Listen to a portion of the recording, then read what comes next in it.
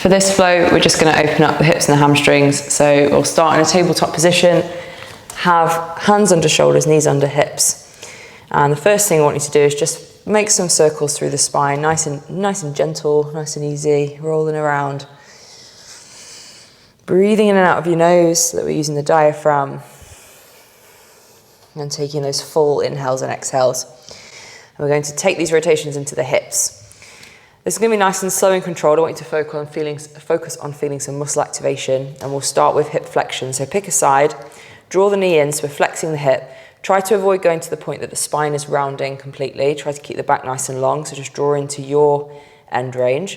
From there, take the leg out to the side, so working to hip abduction. Don't worry about how high that leg goes, just feel the outer hip firing up. Really press through both shoulders.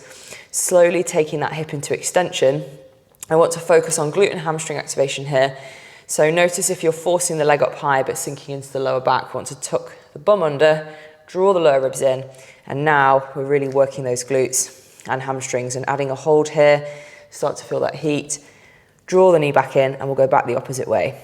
Still breathing through your nose, focusing on finding that muscle activation, adding a pause, taking that leg out super slow to the side. Try not to rock or tip from the lower back and the hips. Drawing it back in and release. We'll do the same on the other side. Draw the knee in, still breathing through the nose.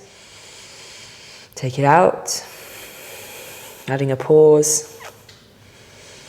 Slowly drawing it around, so we're now into hip extension, squeezing the bum, drawing those lower ribs in, and taking it back in and back again the other way. Out to the side, tucking it in and down. And we'll do one more each side, trying to just work a little bit deeper in those ranges again now, so taking that hip into flexion. Taking it out. Slowly drawing that circle around into hip extension. Really squeezing your bum, trying to open that hip more and more and more without compensating in the spine. And taking it back in and reverse it.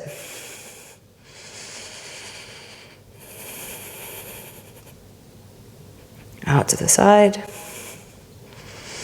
Feeling those structures around the hip really starting to fire up. Release, we'll do the last one on the other side. Take the knee in, flexing the foot. And out. Into hip extension. Adding a pause. Trying to find more range. Squeeze your butt harder and harder. Open that hip. Taking it in and then reverse.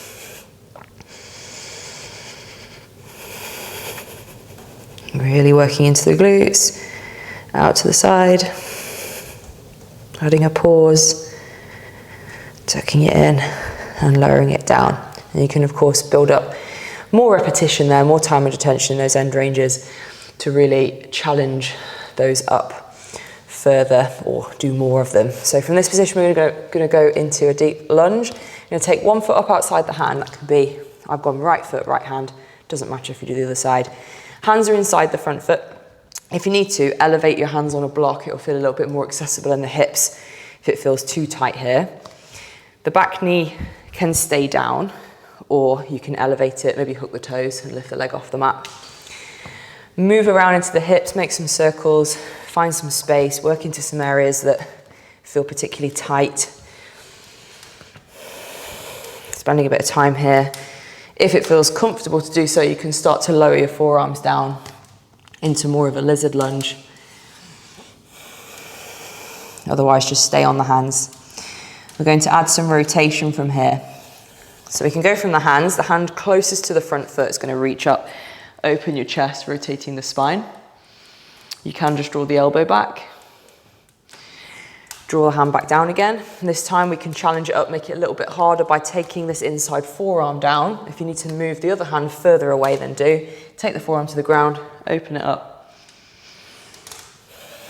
And keep rotating.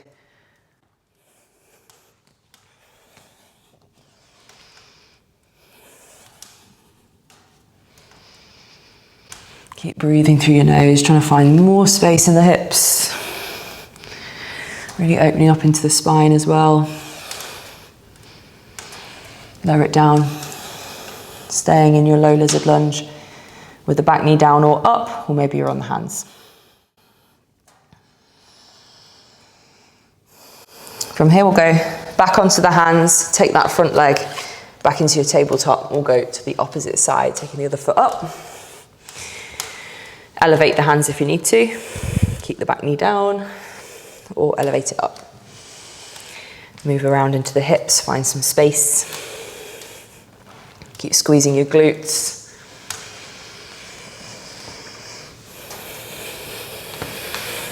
Maybe work the forearms down, see how that feels. Trying to keep the spine nice and lengthened rather than rounding out and forcing the arms down. Try to think about pulling your belly button towards the mat. And if that's too much, just elevate those arms or hands up higher. I'm going to add some rotations. The hand closest to the front foot reaches up. You can go in and out just from the hands, or let's start to lower that forearm down. This arm can come further away.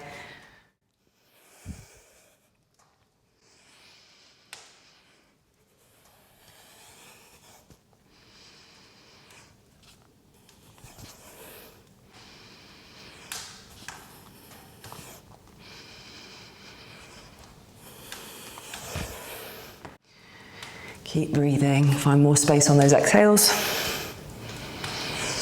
And then from here, go back to the hands, back into your tabletop. Go into a gentle upward dog, just open the hips, squeeze the glutes into that hip extension, engage the tops of the legs. And from here, lower the knees again. We're going back onto the other side, but this time we're going to take that foot up between the hands. So take it up there in one or as many steps as you need to. Squeeze your glutes, lift the torso up. So we're in this active kneeling lunge. We tuck the bum under, pressing the back hip open. At the same time, pull your front heel towards you, and you'll also feel hamstring engagement in the front leg. You can stay here.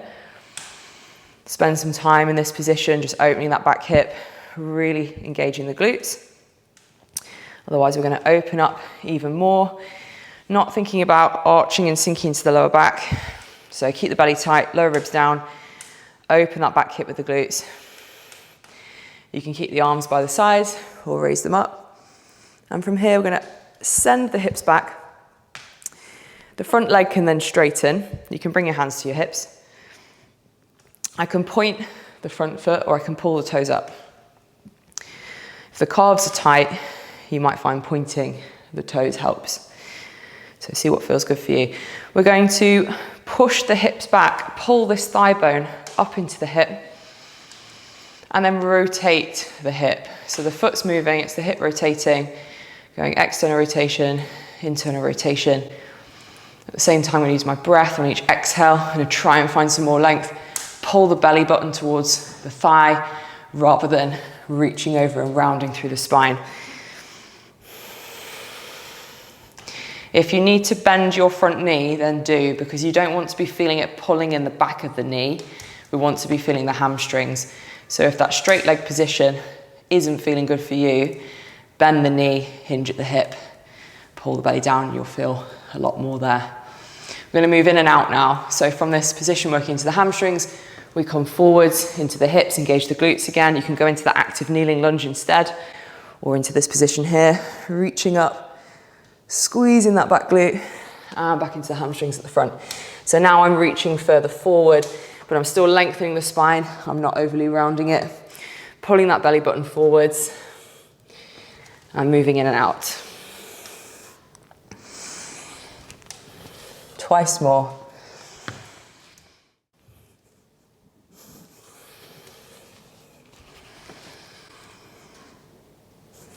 You can also do this whole sequence elevating that front foot on a box or a chair if that helps. From here, let's take that foot back. Same on the other side, bringing the foot up between the hands. First of all, opening into the hips, tuck the bum under, press your back hip forward. So we don't want to be hinging over like this. Tuck it under, push the hip ahead, pull the front heel back. Breathe. Long inhales in and out of the nose. You can stay here, or we can keep that back glute on, open this hip a bit more. Maybe the arms can raise up.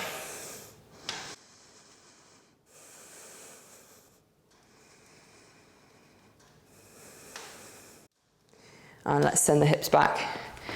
We can pull the front toes up, we can point them. We've got into that hinged position. Hands on the hips might feel more accessible, or elevate this front foot up on a chair. I'm going to push the bum back, pull the front thigh bone up into the hip. You can bend the knee.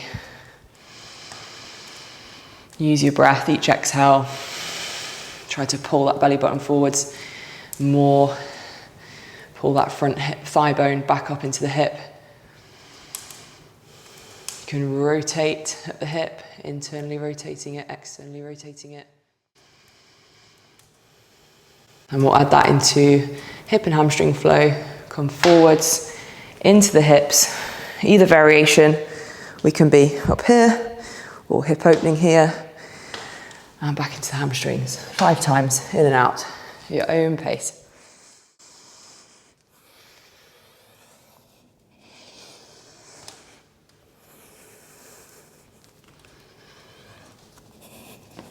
Twice more.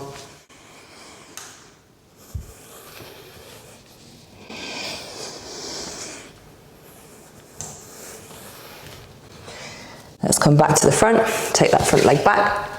So we're now back in our tabletop position, and all we're going to do from here is go to downward dog. So if you hook your toes, send your bum back, lift your hips. You can keep your knees bent. We want to take the head and the chest through the shoulders. If you're able to, pedal the feet, press one down, tuck it in, and just alternate.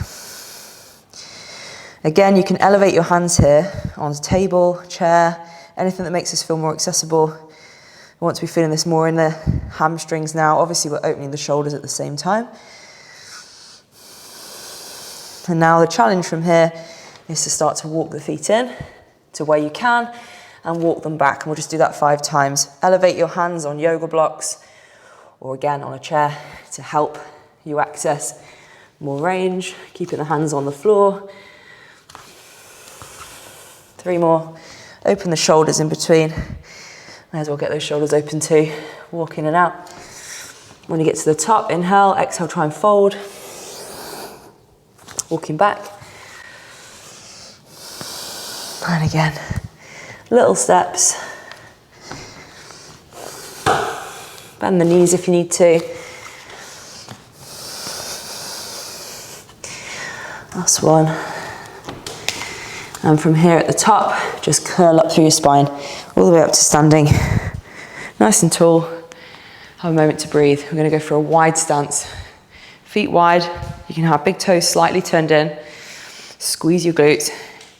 Hinge at your hips and just move in and out. We're going to push your bum back. And again, you should be feeling the hamstrings from the side. I'm not tucking the bum under and rounding. I'm going to push my bum back and stand back up again each time, trying to go a bit deeper. If it feels better for you, then hold it as a stretch. You can elevate the hands on top of anything. Spend some time here, breathing in and out of your nose, each exhale, trying to lengthen. And I want you to think about pulling up on the muscles above your knees, your quadriceps, helping the hamstrings to lengthen. Otherwise, move in and out of it. Do a couple more.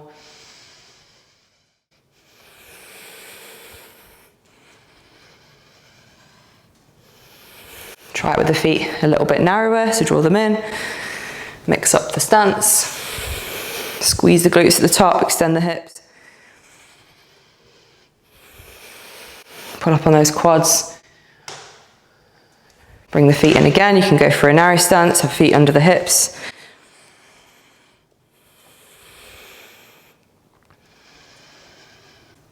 One more, and then we can have a little go at some elephant walk. So from this position, you can elevate your hands on top of your yoga block. So you might be here, knees bent, or maybe you can go hands to the floor.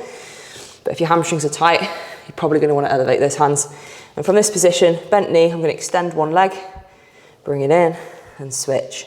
Just alternate side to side. Keep breathing through your nose, finding more space. Each time trying to go a bit deeper.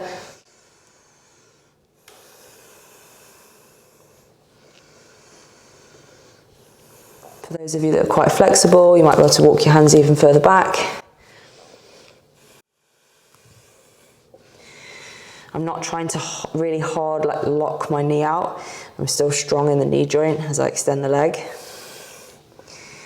Maybe have a go extending both, bending and extending.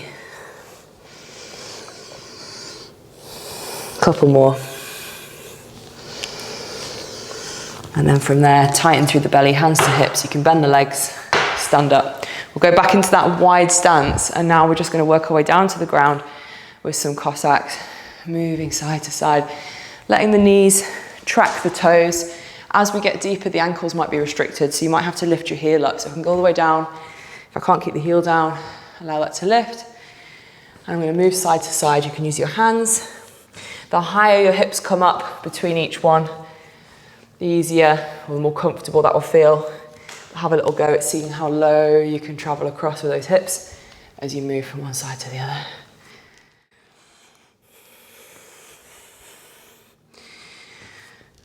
There's lots of challenges you can add for Cossacks. I'll just give you one from this one. As I go across, maybe see if you can sit down and come back up. And that might feel not quite there yet. So if you sit down and you can't get back up, use your hands for a bit of assistance.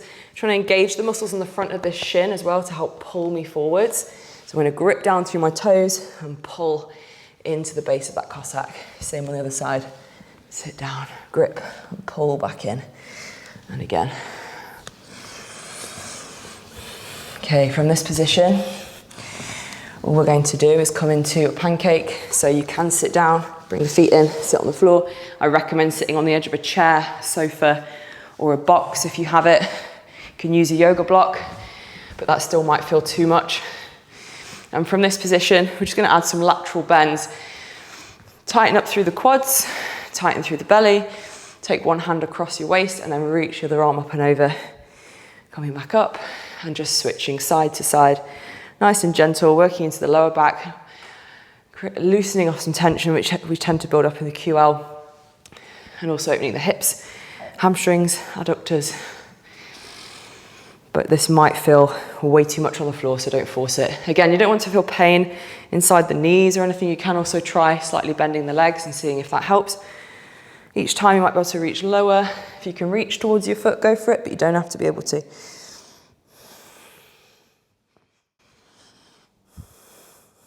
One more each side.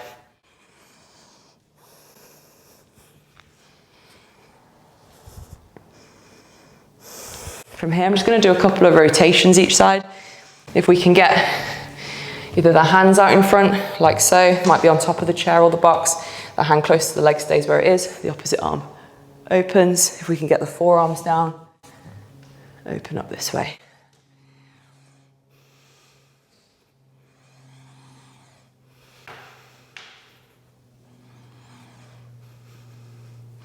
Go into that lateral reach and then switch to the opposite side. Hands can go down, open up and rotate. Or forearms down.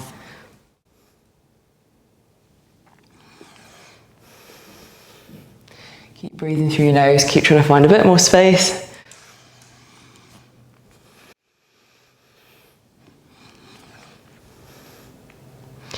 And then bring yourself up. We'll draw the legs in. And from this position, we're just going to lie onto our back. And as we're lying down, take one foot over the top of the opposite thigh. And just think about opening that hip. You shouldn't get any funkiness going on in this knee. So if you do stop, trying to just externally rotate the hip. It might feel good to bring the bottom leg off the floor. You can hold on to the back thigh. You can gently nudge this top thigh open.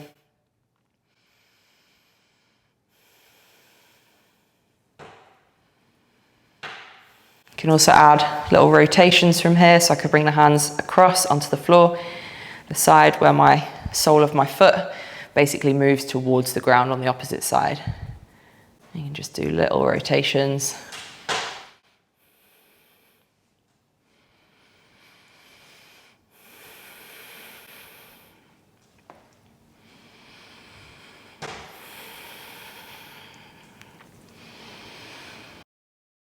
From there, switch, go on to the opposite side. Again, you can just stay here thinking about opening up gently into that hip. You can maybe lift this bottom leg off the floor.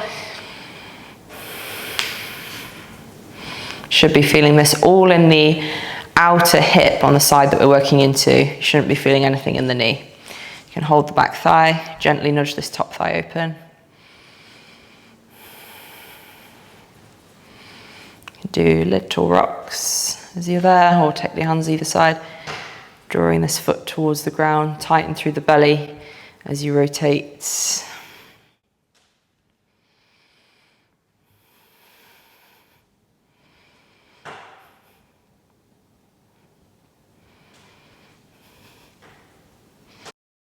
And then release. Having the feet wide can do some really gentle internal rotations in the hip. It's moving side to side. Don't worry about the knee touching the mat, you're just going to where you can. Keep breathing through the nose.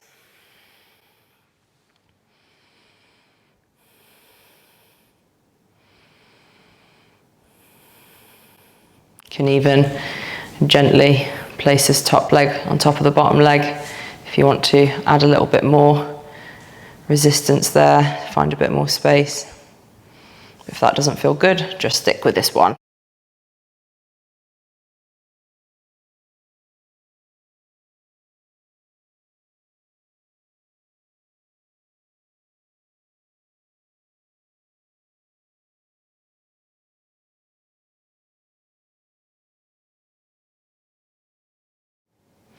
And then from there, maybe even one leg goes out, one goes in.